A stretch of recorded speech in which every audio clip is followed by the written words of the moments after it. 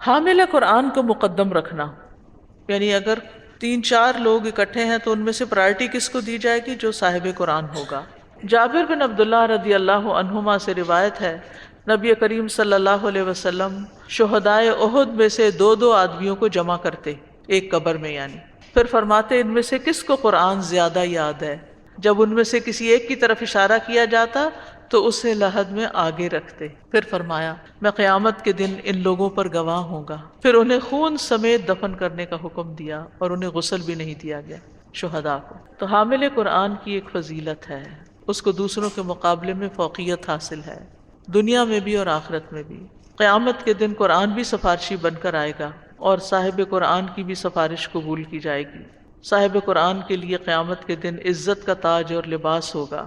نبی صلی اللہ علیہ وسلم نے فرمایا قیامت کے دن قرآن آئے گا اور کہے گا اے میرے رب، اس قاری قرآن کو زیور پہنا دیجئے، تو اس شخص کو عزت کا تاج پہنایا جائے گا۔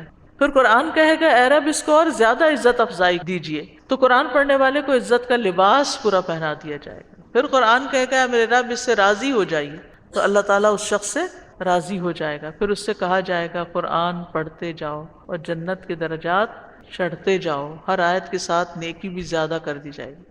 سبحان اللہ، کوئی عمل ایسا نہیں جس کی نیکی قیامت کے دن ملے، یعنی باقی ساری نیکیاں ہم صرف دنیا میں کر سکتے ہیں، مرنے کے بعد کیا ہوتا ہے؟ نامہ اعمال بند۔ لیکن صاحب قرآن جو قرآن یاد کیے ہوئے ہوگا، پڑھنے سمجھنے والا ہوگا، قیامت کے دن جب اسے کہا جائے گا پڑھتے جاؤ اور چڑھتے جاؤ، تو جب وہ چڑھ رہا ہوگا تو اس کی نیکی میں بھی اضافہ ہوگا، وہاں بھی نیکیاں ملنا شروع ہو جائیں گی، اس سے اور درجے بلند ہوں۔